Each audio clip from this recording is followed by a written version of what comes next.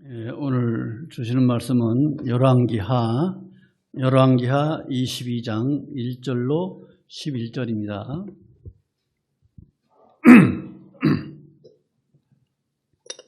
구약성경 602쪽입니다. 열왕기하 22장 1절로 11절.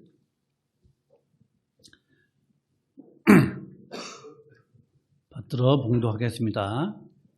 요시야가 위에 나아갈 때에 나이 8세라 예루살렘에서 31년을 치리하니라. 그 모친의 이름은 여디다라 보스갓 아다야의 딸이더라. 요시야가 여호와 보시기에 정직히 행하여 그 조상 다윗의 모든 길로 행하고 좌우로 치우치지 아니하였더라. 요시야 왕 18년에 왕이 무슬람의 손자 아살랴의 아들 서기관 사반을 여호와의 전에 보내며 가로되 너는 대제사장 hil기야에게 올라가서 백성이 여호와의 전에 드린 은 곧 문지킨 자가 수납한 은을 계수하여 여호와의 전 역사 감독자의 손에 붙여 저희로 여호와 전에 있는 공장에게 주어 전의 퇴락한 것을 수리하게 하되 곧 목수와 건축자와 미장이에게 주게 하고 또 제목과 다듬은 돌을 사서 그 전을 수리하게 하라 하니라. 그러나 저에게 저희 손에 붙인 은을 회개하지 아니하였으니 이는 그 행하는 것이 진실함이었더라. 제사장 hil기야가 서기관 사반에게 이르되 내가 여호와의 전에서 율법책을 발견하였노라 하고 그 책을 사반에게 주니 사반이 읽으니라.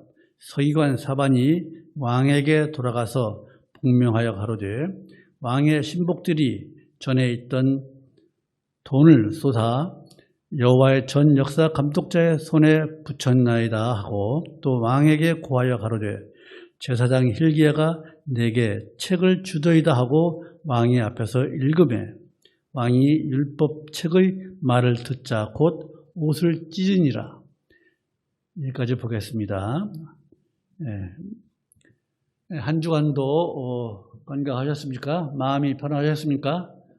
조집사님 지금 방금 기도한 것처럼 마음이 편해야 돼요. 우리 믿는 사람들은 마음의 어디 한 구석에 무겁고 어두운 것이 있으면은 그걸 빨리 하나님께 내어놓고 기도하고 그 무거운 짐이 빨리 내 마음속에서 제하여지기를 바라고 이렇게 우리가 신앙생활을 해야 됩니다. 마음에 무거운 짐이 있으면은 그걸 빨리 털어내야 돼요.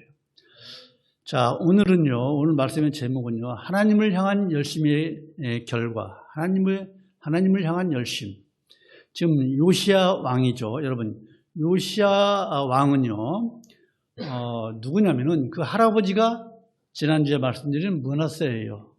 남유다에서 지금 북이스라엘은 히스기야 왕 때 멸망해서 없어졌다 그랬죠. 주전 722년에. 지금 요시야 왕의 할아버지가 누구냐면 므낫세예요. 그리고 아버지가 아몬이에요. 이 두 사람은요, 얼마나 악했는지 우상 숭배가 아주 크게 달았어요. 그런데 그 요시야의 정주 할아버지는 히스기야예요. 이처럼 어쨌든 요시야의 아버지와 할아버지는 아주 극심한 우상 숭배로 몇십 년 동안 아버지 므낫세가 55년, 할아버지 므낫세가 55년 동안 왕을 했고 아몬은 2년밖에 못했어요. 그래서 거의 한 57, 8년간을 우상을 섬기는 나라가 되어서 예루살렘 성전이 더럽혀지고 크게 훼손되었어요. 우상을 숭배하려고. 그 전에다가 아세라 목상을 세우고 온통 우상을 성전에다 세워가지고 그래서 이제 신실한 요시야 왕은 이 성전을 보수하고 수리해야겠다라고 하는 것입니다. 즉 성전을 수리하도록 명령을 합니다. 요시야가 성전을 이렇게 수리하는 것은 우상 숭배 신앙에서 여호와 하나님을 숭배하는 하나님 여호와 신앙으로 돌아온다는 거예요. 여호와 신앙을 회복시킨다는 의미가 있는 것입니다. 그런데 이 성전을 수리하자 놀라운 일이 생깁니다. 무슨 일이에요? 하나님의 언약궤 옆에 있어야 할 율법책이 성전 보수 공사 도중에 어디서 나온 거예요? 묻혀있다가 나온 거예요. 우리가 신명기 31장 26절을 보면요, 율법책은 원래 언약궤 옆에 두드러 띄워 있습니다. 신명기 31장 26절에 그렇게 띄워 있습니다. 그런데 므낫세의 통치기간 55년 동안, 그의 아들 통치기간 아몬의 통치기간 2년 동안, 거의 한 57, 8년 동안 우상을 숨김으로 인해서 언약궤 옆에 있어야 할 하나님의 말씀, 그 율법책이 어디론가 사라진 거예요. 그런데 그것은 어느 제사장이 그랬던 신실한 누군가가 이 우상을 섬기는 사람들, 므낫세와 아몬을 보고서 그것을 어디다 잘 숨겨놓은 거예요. 그것이 이제 요시야 때에 하나님께서 신실한 요시야를 보고 그 율법책이 발견되게 하십니다. 그래서 남유다에서 하나님을 섬기는 여호와 신앙이 사라지지 아니하도록 율법책이 발견돼요. 그래서 오늘은 요시야의 이 신앙을 보고 우리가 어떤 교훈을 받아야 할 것인지 한번 생각해 봅니다. 여러분, 첫째로요, 우리 인생의 성공은요, 우리 사람들의 삶의 성공이냐 실패냐는요, 누구를 닮느냐 하는 거예요. 오늘 우리가 찬양 많이 불렀죠? 예수를 닮기 원한다고. 찬양은 우리가 500 늘 부르잖아요. 예수를 닮기 원하네. 그런 찬양 부르지만은 실질적으로 삶에 있어서 예수를 닮기 원하는지. 즉, 하나님은요, 인생의 성공과 실패를 누구를 닮은 삶을 살았냐를 가지고 판단하십니다. 자, 요시야는요, 하나님 앞에 시실했다고 2절에서 말씀하고 있잖아요. 2절 같이 보실까요? 시작. 요시야가 여호와 보시기에 정직히 행하여 그 주상 다윗의 모든 길로 행하고 좌우로 치지 아니하였더라. 이게 바로 요시야를 평가하는 하나님의 말씀이에요. 하나님 보시기에 좌우로 치우치지 아니했다는 이 말씀은요, 어디에 나오냐면 신명기 5장 32절, 또 28장 14절, 또 17장 20절 여러 군데 나와요. 또 여호수아서 1장 7절에서 여호수아에게 하나님께서 모세가 죽은 다음에 하시는 그 말씀 중에 하나가 좌우로 치우치지 말라는 말씀. 여러 군데에서 좌우로 치우치지 말라는 말씀이 나옵니다. 이 좌우로 치우치지 말라는 이 말씀은 무슨 뜻이냐? 하나님의 말씀을 청종하고 말씀을 듣고 지키라는 거예요. 좌우로 치우치지 말라는 것. 그래서 성경에서요, 왕을 평가할 때 최고의 찬사의 말씀이 바로 하나님 보시기에 좌우로 치우치지 아니하였다는 말씀입니다. 이게 최고의 찬사예요. 그런데 망한 북이스라엘 왕과 남유다도 이제 요시야가 죽은 다음에 불과 한 20몇 년 후에는 완전히 망해버립니다. 바벨론으로부터 아주 짓밟혀 망해버립니다. 23년 후에는 요시야가 죽은 다음에. 어쨌든 하나님께서 이스라엘 왕들을 평가할 때 하나님 보시기에 좌우로 치우치지 아니하였다. 이 말이 최고의 찬사의 말인데 북이스라엘 또 남유다의 모든 왕들 중에서 이런 평가를 받은 왕은 단 3명입니다. 제일 처음이 누구냐면 여호사밧, 그 다음에 히스기야, 그리고 히스기야의 정손자 바로 요시야예요. 이 3사람만 하나님 보시기에 좌우로 치우치지 아니하였다는 그런 칭찬을 듣습니다. 단 3명이에요. 그런데 그 반대로 하나님을 향하여 악을 행하고 또 백성들 보기에도 악한 왕으로 평가를 받는 왕에게 대해서는 뭐라고 합니까? 여로보암의 길을 갔다. 즉 여로보암의 길을 쫓았다는 그런 평가를 내립니다. 그런 평가를 받은 사람들이 거의 대부분이에요. 자, 그러면 왜 하나님 보시기에 좌우로 치우치지 아니하였다.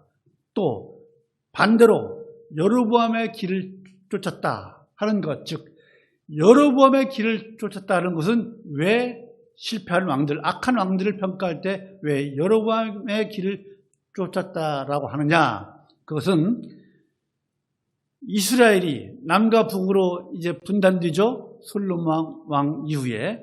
그래서 남쪽은 누가 다스려요? 솔로몬의 아들 르호보암이 다스리고, 북쪽은 아무 왕족도 아닌 여로보암을 하나님께서 택해서 그를 북이스라엘의 초대 왕으로 만드십니다. 10지파를 주십니다. 남유다는 2지파밖에 안 돼요. 그런데 하나님의 은혜로 북이스라엘의 왕이 된 이 여로보암은 왕이 되자마자 어떻게 합니까? 저 북쪽의 단과 남쪽의 베델에다가 금송아지를 만들어 놓고 우상을 숭배하는 정책을 기본 정책으로 합니다. 그래서 북이스라엘에 있는 왕들은 전부 다 하나같이 여로보암을 쫓아서 우상을 숭배하는 왕들이 됩니다. 그래서 북이스라엘 왕들은 거의 다가 여로보암의 길을 쫓은 왕들이에요. 즉 실패의 기준, 하나님께서 보시기에 실패의 기준을 누구로 삼느냐? 여로보암으로 삼는 거예요. 우상을 지독히 숭배한 그 여로보암으로 실패의 기준을 삼는 거예요. 하나님은요, 이처럼 사람을 평가할 때 우리 사람들과 평가하는 방법이 다릅니다. 사람들은요, 사람을 평가할 때 그 사람의 어떤 그 높은 지위나 또 업적, 돈을 거부가 되었다든지 이런 식으로 사람을 평가를 합니다. 아, 그 사람 참 출세했어, 업적이 많아, 돈 많이 버는 사람이야. 그러나 하나님의 평가는요, 절대로 그런 기준이 아닙니다. 누구를 닮았느냐 하는 거예요. 누구를 닮았느냐? 여로보암을 닮았느냐? 예수 그리스도를 닮았느냐? 하나님의 말씀을 좌우로 치우치지 아니했느냐? 이것이 하나님의 평가 기준이에요. 사람들은 대부분 돈 많이 버는 사람, 사회적으로 출세한 사람, 이 사람들을 닮으려고, 위인들을 닮으려고 하지만은, 그러나 그 사람들을 닮는다고 해서 우리 인간의 문제, 가장 중요한 문제를 해결받을 수 있습니까? 못 받잖아요. 죽음의 문제, 어떻게 그 사람들이, 위인들이, 세상적으로 출세한 사람들이 우리 인생들의 죽음의 문제를 해결해 줍니까? 못합니다. 오직 예수 그리스도 위에는, 예수를 닮는 것 위에는 우리 죽음의 문제를 해결할 수가 없는 거예요. 그래서 우리가 예수를 닮고자 하는 거예요. 505장 불렀잖아요. 내 평생의 소원, 우리 평생의 소원을 예수를 닮는 것으로 소망을 가지고 그런 사실은 우리 모두가 되기를 간절히 소망합니다. 여러분, 그래서요, 우리 성도들은요, 예수님을 모범으로 삼고 예수님을 닮는 것을 주님 우리 목표로 삼기를 간절히 소망합니다. 우리 인간들은요, 완전하지 못합니다. 완전한 인간이 누가 있습니까? 어느 인간도 완전하지 못합니다. 그래서 인간은 닮으려고 할 이유가 없는 거예요. 오직 완전하신 예수 그리스도. 어느 신학자는 이렇게 말씀했습니다. 하나님이 보내주신 가장 완전한 인간이시며, 예수님에 대해서 말하기를 하나님이 보내주신 가장 완전한 인간이시며 뵙고 닮을 수 있는 가장 완전한 하나님이시라고 예수님에 대해서 얘기한 바가 있습니다. 그래서 여러분, 우리 성도들은요, 저와 여러분들은요, 세상 사람들처럼요, 더덥고 허망한 사람, 그런 사람을 본받으려고 하지 말고 완전하신 하나님의 형상이시고 교회의 머리 되신 우리 예수 그리스도를 닮기를 소망하는 여러분 되시기를 주님의 이름으로 축원합니다. 요시야 왕은요, 아버지가 갔던 그 여로보암의 길, 가지 않고 다윗의 길을 걸음으로 인해서 요시야는 제2의 다윗이라는 찬사를 듣지 않습니까?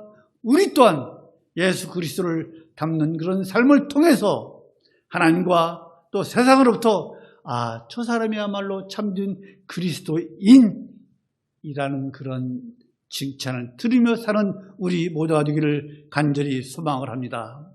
베드로전서 2장 21절을 보면요, 이를 위하여 너희가 부르심을 입었으니 그리스도도 너희를 위하여 고난을 받으사 너희에게 본을 끼쳐, 우리에게 본을 끼쳐 그 자취를 따라오게 하려 하셨느니라.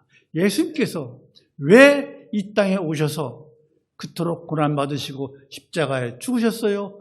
우리를 따라오게 하기 위해서, 예수님의 팔자취를 따라오게 하기 위해서, 예수님을 닮게 하기 위해서 이 땅에 오셔서 죽으신 거예요. 우리 모두 예수 그리스도를 닮는 그런 삶을 사시는 모두가 되기를 주님의 이름으로 축원합니다. 예수를 닮읍시다. 찬송만 예수를 닮기 원한다 하지 말고 실질 삶에서 예수를 닮아가시는 우리 모두가 되십시다. 두 번째로 여러분, 하나님께 드릴 때 여러분 인색한 마음으로 드리지 마십시오. 물질에 과다 보지 마십시오. 물질이 많고 적음을 따지지 마시고 마음의 진실함으로 드리시면 됩니다. 그것이 바로 하나님 앞에 드려지는 향기로운 예물인 줄로 믿습니다. 물질의 과다가 아닙니다. 마음입니다. 지금은요, 우상을 숭배하는 전으로 변해버린 예루살렘 성전을 복원하기 위한 성전 수리 비용, 복원하려면 돈이 필요할 거 아니겠습니까? 그 비용을 어디서 조달하느냐, 어디서 가져오느냐. 4절 읽읍시다. 시작. 너는 대제사장 hil기야에게 올라가서 백성이 여호와의 전에 드린 은, 곧 문지킨 자가 수납한 은을 계수하여, 즉 백성들이 드린 그 은을 모아서 이제 요시야 왕은 성전을 수리하라는 거예요. 백성들이 자원해서 드리는 것으로 성전을 수리합니다. 여러분, 그래서 이 성전 수리는요, 어느 한두 사람이 많은 물질을 내서 수리한 것이 아니라 백성들이 모아서 그 돈으로 성전을 수리한 것입니다. 그런데 여러분, 이스라엘 백성들이 하나님의 전을 지을 때 어떻게 했습니까? 전부 다 자기들이 스스로 자원해서 드렸습니다. 또 지었습니다. 한번 볼까요? 맨 처음에 하나님의 전 지을 때가 언제예요? 출애굽기 35장을 보십시다. 출애굽기 35장. 창세기 다음 출애굽기 35장을 보십시다. 출애굽기 35장.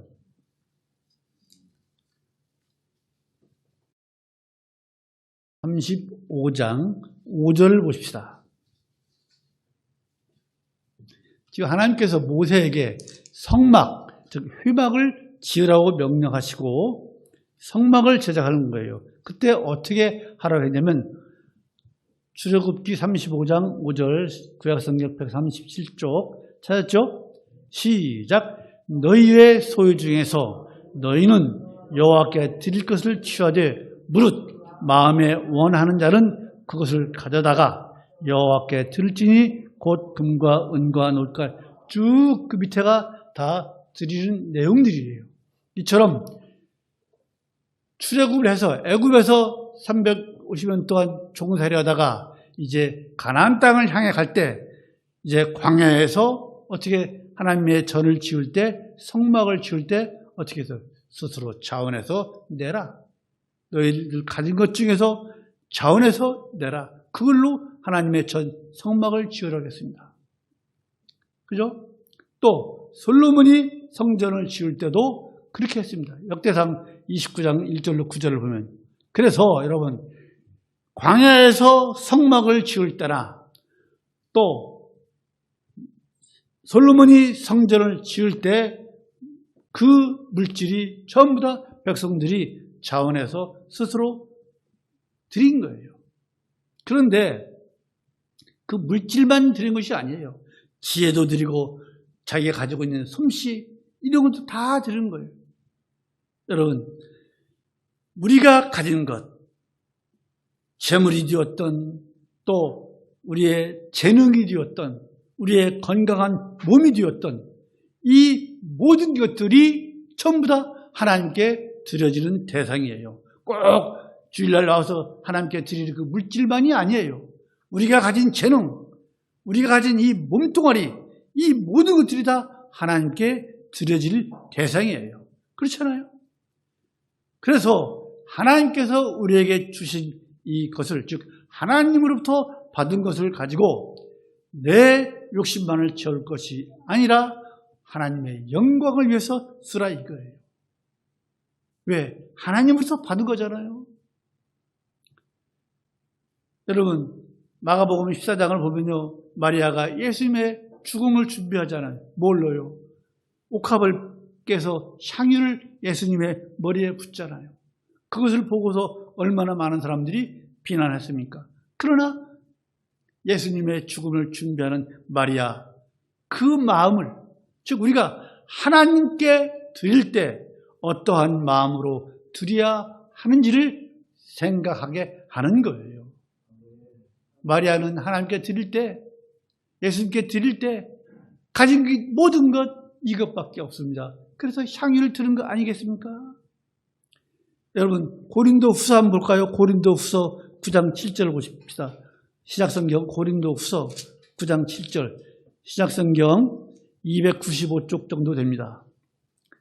고린도후서 9장 7절, 하나님께 드릴 때 어떻게 드려야 하는지.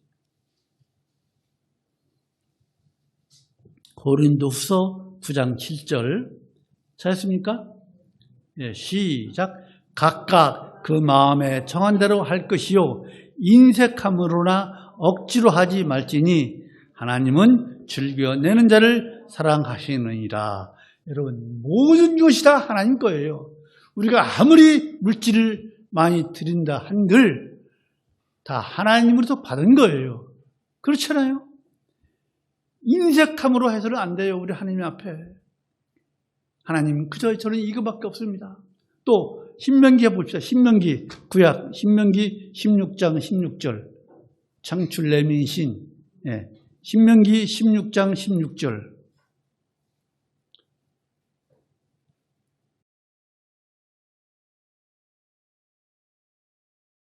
구약성경 288쪽 신명기 16장 16절.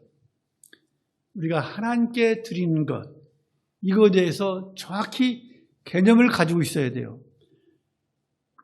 찾았습니까? 신명기 16장 16절 시작. 너희 중 모든 남자는 1년 3차 곧 무교절과 77절과 초막절에 내 하나님 여호와의 택하신 곳에서 여호와께 보이되 공수로 여호와께 보이지 말고.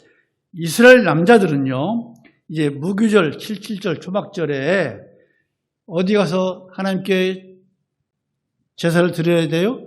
예루살렘, 여호와의 택하신 곳이 예루살렘이에요. 반드시 예루살렘에 가서 여호와께 보이되 공수로 빈손으로 가지 말라는 거예요. 하나님께 나아갈 때 너희들 빈손으로 오지 말라, 이 말씀이에요. 여러분, 여기에서 이 말씀에서요, 잘 들으십시오. 빈손으로 보이지 말라, 하나님께 빈손으로 나오지 말라는 것은요, 무슨 말씀이에요? 하나님으로부터 받은 것에 대해서 감사할 줄 알라는 거예요. 그러면 그 빈손으로 나오지 말라고 하는 그 말씀의 이면에는 무슨 의미가 있어요? 너희들에게 내가 축복해서 빈손으로 나오지 않도록 축복해 주시겠다는 말씀이에요. 그걸 알아야 돼요. 우리가 하나님께 드리는 거요, 여러분, 단돈 100원도 좋아요, 10원도 좋아요. 물질의 과다가 아니라고 했잖아요. 마음이에요. 내가 하나님께, 하나님 저에게 주신 것이 이것입니다. 이것 받으시옵소서. 이게 전부입니다. 이러면 되는 거예요. 많은 것이 아니에요. 하나님께 나올 때 왜 하나님께서 나에게 나올 때 빈손으로 나오지 말라고 하십니까? 내가 너를 채워주겠다는 거예요. 너가 빈손으로 나가지 않도록 하시겠다는 말씀이에요. 그것을 우리가 하나님께 예물을 드릴 때 이 말씀을 꼭 여러분 마음에 두시고 하나님께 들으시기 바랍니다. 이게 중요한 거예요. 아무것도 아닌 것 같지만요, 이 속에는 어마어마한 축복의 말씀이 있어요. 그것을 체험하시는 여러분 되시기를 주님의 이름으로 축원합니다. 체험해 보십시오. 체험해 보십시오. 하나님께 진정으로 드리는 그 예물, 100원이 되었든 1000원이 되었든 얼마가 되었든 진심으로 드리는 그 마음이 하나님께서 하늘나라에 쌓으시는 향기로운 보물인 줄로 믿으시기 바랍니다. 정말입니다. 체험해 보십시오. 마지막으로 여러분, 세 번째로 여러분, 성도는요, 여러분과 저는요, 말씀을 듣고 마음을 찢을 수 있는 그런 믿음이 있어야 돼요. 마음을 찢어야 돼요. 지금 요시야 왕이요, 율법책을 읽고 지금부터 드리는 말씀이 중요한 말씀이에요. 요시야 왕은요, 이제 먼지가 묻은 그 율법책을 서기관 사반이 읽는 것을 듣고서 옷을 찢었다고 했지 않습니까? 그것이 11절, 왕이 율법책의 말을 듣자 곧 옷을 찢으니라. 여러분, 성경에서요, 옷을 찢었다는 것은요, 이스라엘 백성들은요, 어떤 분노가 심하거나 슬프거나 비탄에 젖거나 회개할 때 자신의 옷을 찢었습니다. 그러면요, 여러분, 요시야 왕이 지금 율법의 어느 부분을 지금 아버지 아몬과 할아버지 머나세 때 율법책이 어디 있어요? 우상을 섬기는데 지금 그 율법책을 읽고서 사반이 읽는 것을 듣고서 옷을 찢었다고 하는 그 요시야 왕이 어느 부분을 읽을 때 찢었겠느냐 이거예요. 평탄한 말씀, 축복을 주시는 말씀을 읽을 때 옷을 찢었을까요? 신학자들은 그것이 아니라고 그래요. 어느 부분이었을까? 아마도 레위기 26장이나 신명기 28장에 하나님의 말씀을 어겼을 때, 하나님을 배반했을 때, 심판과 저주의 말씀을 그 부분을 읽었을 때 옷을 찢었을 것이다 라고 신학자들은 그렇게 얘기를 해요. 레위기 한번 보십시오. 레위기 26장. 신명기 28장은 여러분들 잘 아시잖아요. 레위기 26장 보시고, 우리가 레위기를 보면요, 제사에 관한 것만 있는 것이 아니에요. 레위기 26장 한번 보실까요? 너무나 길어서 다 읽지는 않겠지만요, 레위기 26장 14절부터 보면요, 지금 요시야가 이 부분을 읽을 때 옷을 찢지 않았을까? 그렇게 신학자들이 추측을 하는 거예요. 자, 26장 제가 읽을게요. 26장 14절부터 그러나 순종해서 받는 복 말고 이제 불순종에 대한 징벌이에요. 그러나 너희가 내게 청종치 아니하여 이 모든 명령을 준행치 아니하며 나의 규례를 멸시하면 마음에 나의 법도를 싫어하며 하여 나의 모든 계명을 준행치 아니하여 나의 언약을 배반할진대 내가 어떻게 하겠다? 그 이하 말씀이 너무나도 심각한 말씀들이에요.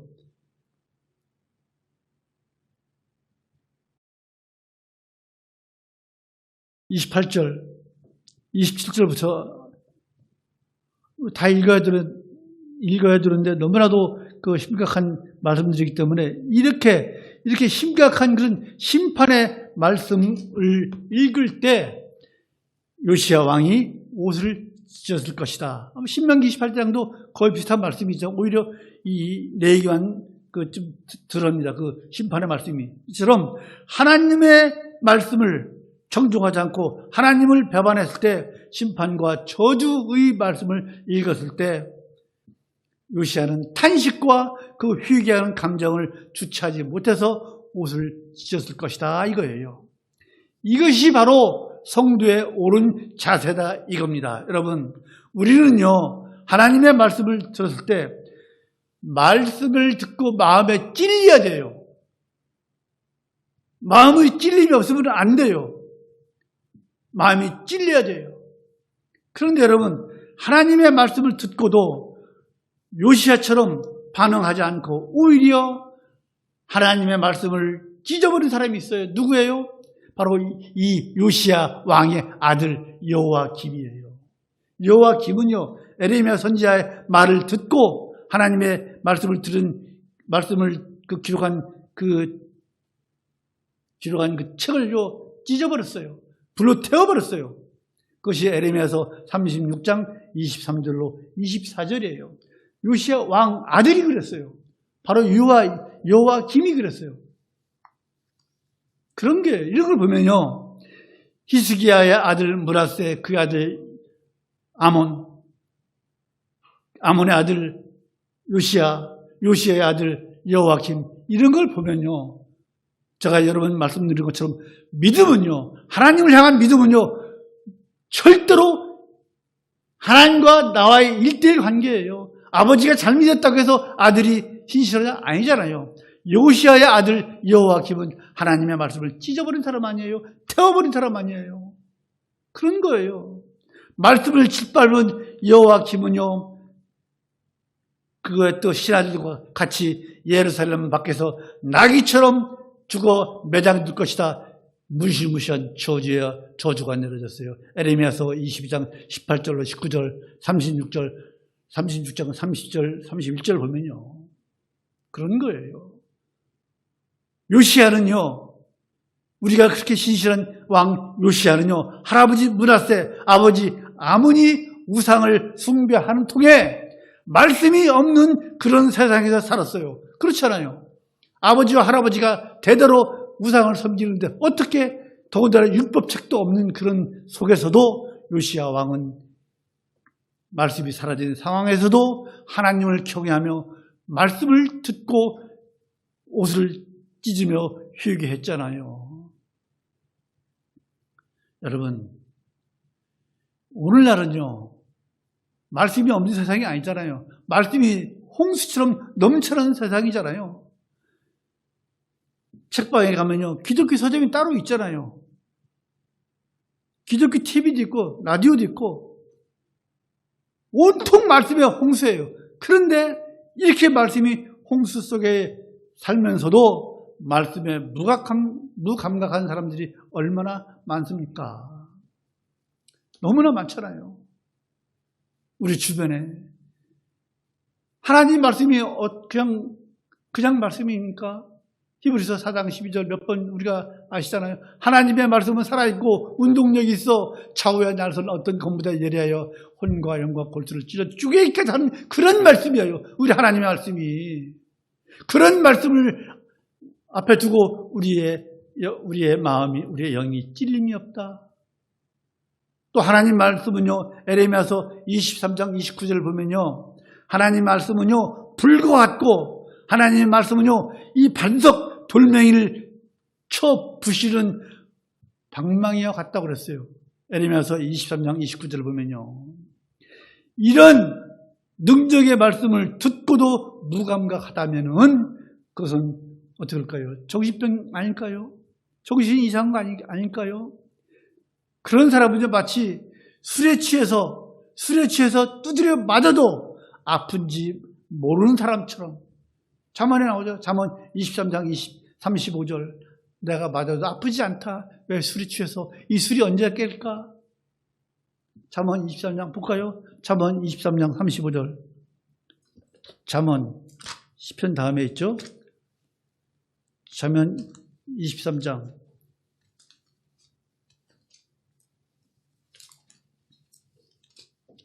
잠언 23장 35절. 하나님의 말씀은 운동력이 있어 좌우에 날서 어떤 것보다 예리하여 혼과 영과 골수를 찔러 쪼개기까지 하고, 하나님의 말씀은 반석을 쳐부수는 그런 능력의 말씀이라 그러는데, 그런 말씀을 듣고도 아무런 감각이 없다. 그런 사람이 누구다?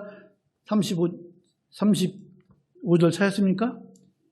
잠언 23장 35절 찾았죠? 시작. 내가 스스로 말하기를 사람이 나를 때려도 나는 아프지 아니하고 나를 상하게 하여도 내게 감각이 없도다. 내가 언제나 깰까 다시 술을 찾겠다 하리라. 술 취해서 때려도 아픈지를 모르고 그런 사람처럼 하나님의 말씀 앞에서 아무런 감각이 없다면 이런 사람이다 이거죠.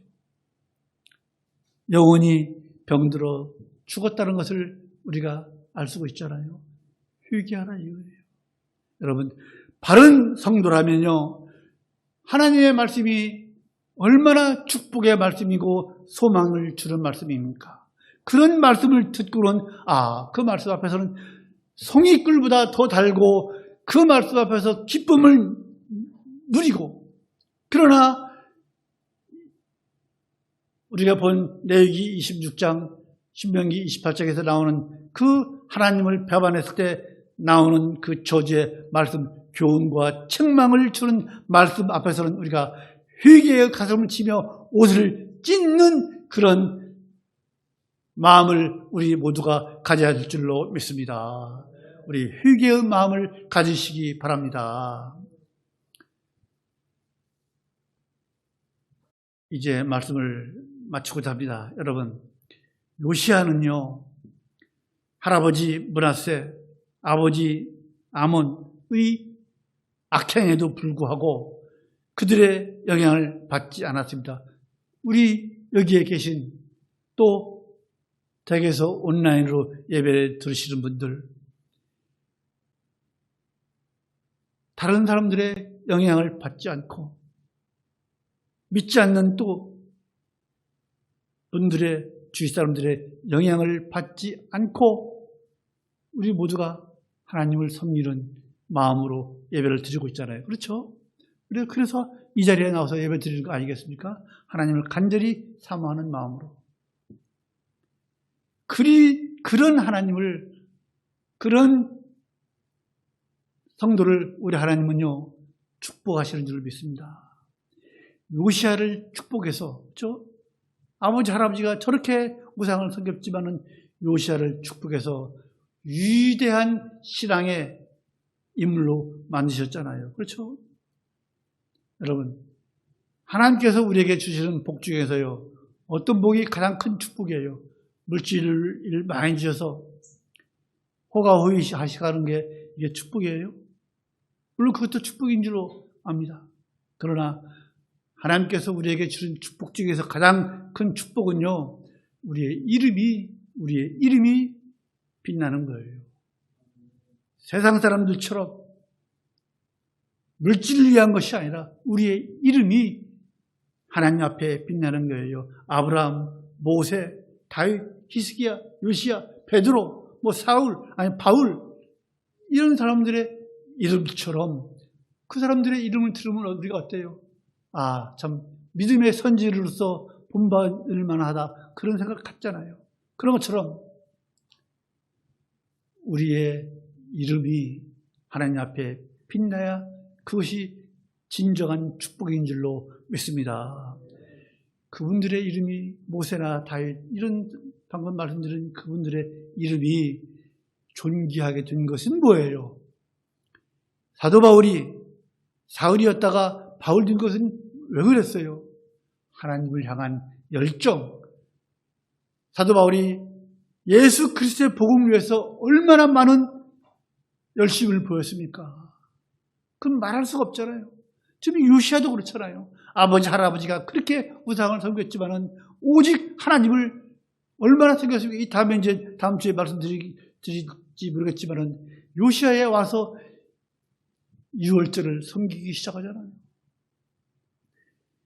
그 다음에 요시야의 한 일을 보면요, 얼마나 감사한지 몰라요. 그래서 제2의 다윗이라는 말을 듣잖아요. 그런 것처럼 여러분, 우리 모두가, 우리 예양선교회 성도들은요, 이 시대에 하나님을 향한 열심을 우리 모두 보십시다. 그것 중 하나 가지면 나와서 예배 드리는 거 아니겠습니까? 그제 금요일 날 카나다에서 제 후배가 오래간만에 왔습니다. 근데 참 반가운 것은요, 그 사람이 이제 그 장로가 된 것이 쭉 그 집사람과 같이 얘기를 들었는데, 그 중에 한 말씀만 드리고 끝내겠습니다. 이런 것이구나. 통합측에서 통합측이에요. 그런데 WCC를 알더라고요, 그 사람이. 그 장로가. 그러면서 WCC에 대해서 그렇게 정확히 알고 있더라고요. 근데 대한민국에 있는 통합측에 있는 모든 교회의 목사들은요, WCC에 대해서 말을 안 씁니다. 알고서 말 않는지, 모르고서 말 않는지, WCC에 대해서 얘기를 가르쳐 주질 않아요. 얼마나 악한 단체인지를요. 왜 같은 통합측에 있으면서 카나다에 있는 사람들을 알고, 목사들이, 그래서 아무리 큰 교회고 아무리 많은 성도가 있는 그 교회를 다닌다 할지라도 그런 WCC가 어떤 사악한 단체인지를 말하지 않는 그런 것은요, 몰랐어요. 뭐가 다릅니까? 그런 거예요. 우리 정말로 우리 예양 선교회 성도들만은요, 바른 신앙, 바른 믿음을 갖는 이 시대의 요시야와 같은 아버지, 할아버지가 그렇게 우상을 섬겼지만은 우리들만은 바른 믿음을 갖는 그런 성도들이 다 되시기를 주님의 이름으로 축원합니다. 하나님을 향한 바른 열심을 우리 모두 가지십시다. 그것이 우리가 천국 가서 하나님 앞에 바로 설 수 있는 길이라고 저는 굳게 믿습니다. 우리 바로 믿읍시다. 바로 알고 바로 믿으시는 요시야와 같은 그런 신앙이 되기를 주님의 이름으로 축원합니다. 기도하십시다. 거룩하신 하나님 아버지, 은혜를 감사합니다. 이 시대는요, 정말로 너무나 사악해서 누가 참이고 누가 거짓인지 가름하기 힘든 그런 세상입니다.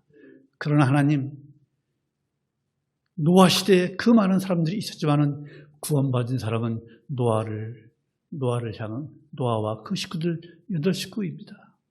하나님 아버지, 참으로 우리 예양선교회 성도들은요, 바른 신앙, 바른 믿음을 가짐으로 인해서 하나님을 향한 옳은 바른 열정을 가짐으로 하나님 앞에 정말로 발을 설 수 있는 이 시대에 제2의 요시야처럼 살아가는 우리 성도들이 다 될 수 있도록 주여 저희들을 인도하여 주시고 이끌어 주시옵소서. 주님의 주 예수 그리스도의 이름으로 간절히 기도하옵나이다. 아멘.